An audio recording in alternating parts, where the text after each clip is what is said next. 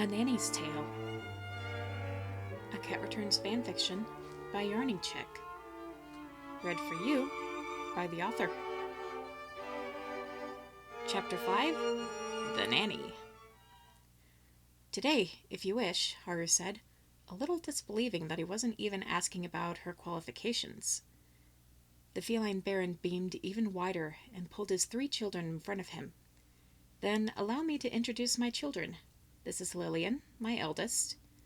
The tawny girl curtsied prettily. I answer to Lily, she said shyly as her father gestured to his tiger-like son. Thomas? He bowed respectfully, with blue eyes that shone every bit as bright as his father's and elder sister's.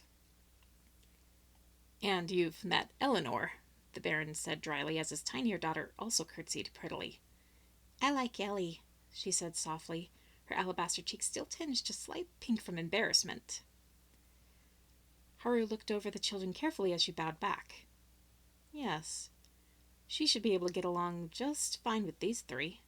After all, their very meeting was proof enough that she had a soft spot for kittens. Nice to meet you. Suddenly remembering, the brunette gestured to her shorter companion. This is my brother, Hashi. Will there be a problem if he... None at all, the feline lord hastily assured her, his smile still dazzling. There's plenty of room in the manor house for both of you. I am certain that we can work out the details later, but I believe we've gained everything we need to, and I'm more than certain you want to take a look at the house. If it's not too much trouble, sir, Haru answered politely, secretly wondering about the kind of house that the baron had. Could there truly be room for humans in a cat's home? If you please, Miss Haru, the lord said carefully as he passed some gold coins to the peddler, and the human in kind placed several stalks of fresh rhubarb within the large basket next to the lord's children. I prefer to be called Baron. She shrugged a bit while rising to her feet with Hashi's help. Whatever you say, Baron. He smiled a bit more and gestured for his children to take the basket behind them. Let's show them the manor, children.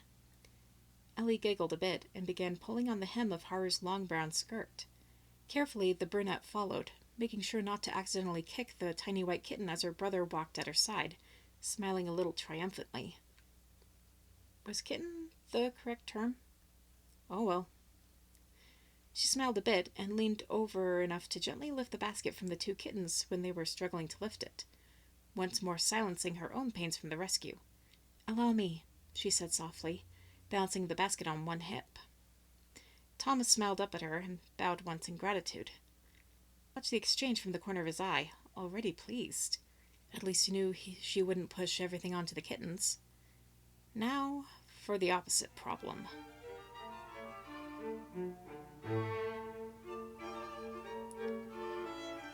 Haru listened patiently as Baron explained just what would be expected of her when he and his children led them out of the village, and down a dirt path running through a cattail field. She nodded occasionally, memorizing the information on duties, schedules, and homework that he was giving her. But wouldn't that change my brother and I into partial cats as well? She asked when he explained the borderland hazards. As long as you take frequent trips to the human side, there shouldn't be a problem, Baron assured her as the lovely manor house started coming into view. It's required of me and my children to spend a significant amount of time on both sides of the border, but there's no need for both of you to physically change if you don't wish to. Speaking of which, I feel that I must warn you to change your grip on that basket, he said rather sharply, as twin pillars came into view just in front of the house. Ellie pulled a bit sharply on Haru's skirt again, but this time to keep her from marching forward. After you and Hashi walk between those pillars, you'll shrink, she informed her new nanny. Haru bit her lip nervously and set the basket on the soft grass, though it was quickly picked up by the 2 older kittens, looking a bit anxious. The slim brunette snuck a glance behind her glasses at her brother, who looked a bit grim, as usual.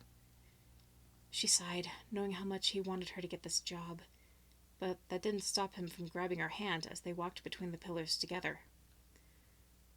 On the bright side, the bubbling feeling that began at her very core and frothed over until it filled her body distracted her pretty well from the throbbing pain in her back. She and her brother watched with amazement as the world around them seemed to grow, and the tall cattail grass grow alarmingly tall, almost reaching out to the sun. Then, as suddenly as it had begun, the feeling vanished. Haru and Hashi looked at each other, not seeing much of a difference in themselves. They looked over at the now impressively sized manor house in unison, breathing the same sigh of relief. Hashi had been all but certain they were going to have to sleep outside on the grass. Without warning, Ellie jumped on Haru again, but now she was easily as tall as the human girl's waist, a fact that caught the bespectacled brunette off guard. "Come on, let us show you around," the white kitten said excitedly as her tawny sister tried to pry her off her new nanny. "Let her adjust a bit," Lily scolded as her father and brother manned the large basket, still strangely the same size that it had been in the marketplace. I'm good, Lily," Haru said cautiously, holding out one arm to see if the older sibling would come closer for a hug. Lily stiffened, and one of her golden ears flicked nervously. Slowly, she took a step closer, but then chose to turn and help her brother and father with the groceries. The bespectacled brunette sighed a bit, adjusted the bag on her shoulder, and also walked forward to help bring in the groceries. There would be time enough to earn all of the kitten's trust. A cawing sound came from overhead, making Hashi cry out in surprise and cling to his sister. Haru wrapped one arm around her smaller brother and also looked up. A small gasp escaped her throat. Crows by themselves were ordinary enough, but they tended to attract attention when they were significantly bigger than you. The large bird helped remind the human girl of her new and possibly vulnerable height. The crow landed on the soft earth next to the tawny baron, although he was looking at the two humans with undisguised interest. "Looks like that shopping trip was a bit more profitable than you were hoping for, Baron." The tallest half-cat chuckled as he and his son set the basket right in front of the door so they could start unloading. "Indeed it was. That would be my new housekeeper, Haru Yoshioka, and her little brother Hashi. Haru, Hashi, this is Toto, my best friend and traveling companion." Like the words had turned a lock inside her, the slim brunette bowed politely with one hand behind her brother's back so he wouldn't forget to bow as well. Apparently, there would be a lot to get used to while working for the Baron von Giggingen. "Nice to meet you, Toto." The black bird seemed to smile around his beak and bow back before turning to the feline lord once more. "Sorry to run out again, but it's dinner time. I'll talk with you tomorrow?" "Of course, Toto. There's plenty of work to be done." The crow bowed once more before taking to the skies. Baron turned, a large stalk of rhubarb in his arms. "Can you make rhubarb pie, Miss Haru?" The brunette knocked on her chest with one fist to help her start breathing again. "Rhubarb pie, cake, pancakes, you name it, I make it."